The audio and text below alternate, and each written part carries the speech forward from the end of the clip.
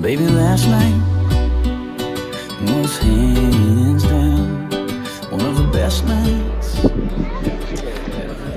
Hello and welcome to the Wonder Woman of Aviation podcast sponsored by Extreme Flight. I'm here at the Cumberland Airfair in Tennessee and I met two amazing individuals, Lisa and Blake. Lisa and Blake have this amazing aircraft that you see behind us, or if you're listening to the podcast, you may not see it, but we'll describe it a little bit. And they're going to talk about this aircraft, which is the DC-3. And what's amazing about it, it's got a awesome logo, a company that I'm familiar with, that I grew up with literally in my backyard. So Lisa and Blake, I'd love for you to talk about this aircraft, talk about the flagship, Detroit flagship, what exactly do you do there? So whoever wants to start, take the lead. I'll talk just for a bit. We are the Flagship Detroit Foundation, and we exist to operate this beautiful DC-3. It's the oldest DC-3 still flying today. This airplane was delivered to American Airlines in March of 1937. It was never drafted into military service. It served as an airliner all the way through the war. We're all volunteers for the Flagship Detroit Foundation, www.flagshipdetroit.org. You can get more information on us. Mike, Step up! We can have it. Sorry. It's okay! Sorry. It's okay! I'll start all over. This is what I love about air shows. I'm sorry. Good. Are we gonna start all over? Yeah. Or are we just gonna roll? We can just you can edit that. This is real. This is air show. There's a Huey flying behind us, and we have crew members that have no idea what's going on. So, sorry, this is real life. We're all volunteers. Our entire organization is run by volunteers. I'm a volunteer pilot, and Lisa's one of our volunteer stewardesses.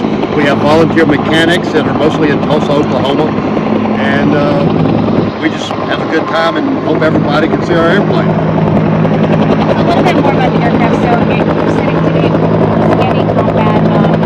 What exactly was its purpose, if I may ask, like initially? This was an airliner. Okay. This airplane, this was American Airlines' very best airplane in 1937. Okay. American operated this airplane from 37 into 47, had many well-to-do and very recognizable passengers, including the president's wife, Eleanor Roosevelt. She rode on this aircraft many times. Really? All the movie stars of the day. Okay. So maybe, we don't know for sure, but maybe the reason it was not drafted into military service is because Miss Roosevelt liked to fly this airplane.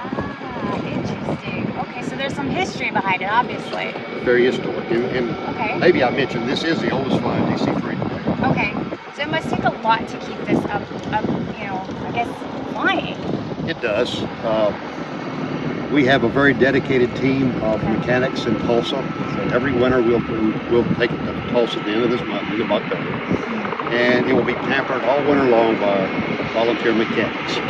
That is amazing. I absolutely love it. So how many people, so I'm going to ask you, Lisa, how many people can fit in this aircraft? So we can hold 21 passengers, and our primary mission is to give an enjoyable experience and sharing a little aviation history with folks, and allow them to go on a tour as a member of our organization.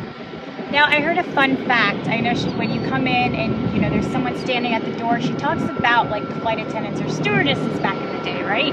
So what was something that, most people probably don't know about our flight attendants? Oh, well, that's a great question. So it was called a stewardess back in the 30s and 40s, and there were some really strict requirements. So the stewardess had to be under the age of 30. They had some strict weight requirements at the time. They could not be married. They also had to be a registered nurse. Wow. So that was kind of an interesting bit of trivia about the stewardesses.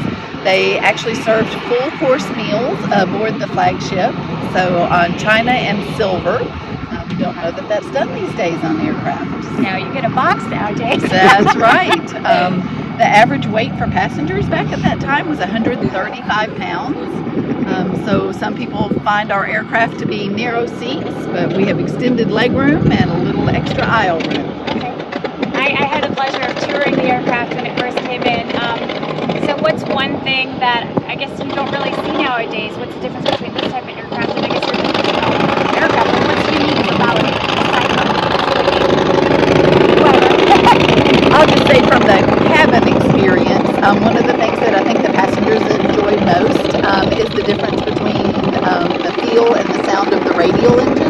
versus what they might be accustomed to with a jet engine. So a little vibration in a real positive way, and lots of people enjoy that experience.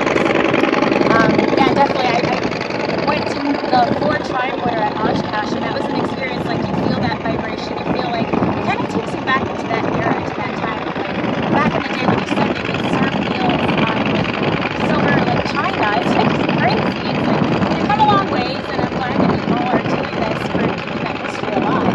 So for those of you that are listening, obviously they can go to your website. They can take a ride. If someone wants to take a ride, they can just book a ride. It's like, what's the best option?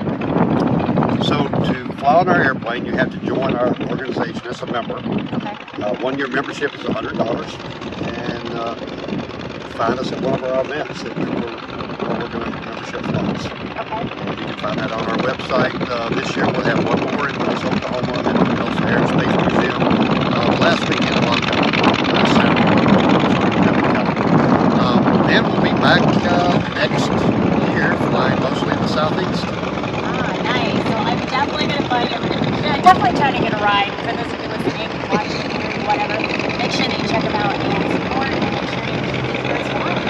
Well, thank you both. Thank you for being on the Wonder Woman of Aviation. Thank you for If I joining me. never get to see the Eiffel Tower at night, but with all I got is your hand in my hand, baby, I could die a happy man. Now, what happens if we give Die a Happy Man a little bit of a Latin vibe?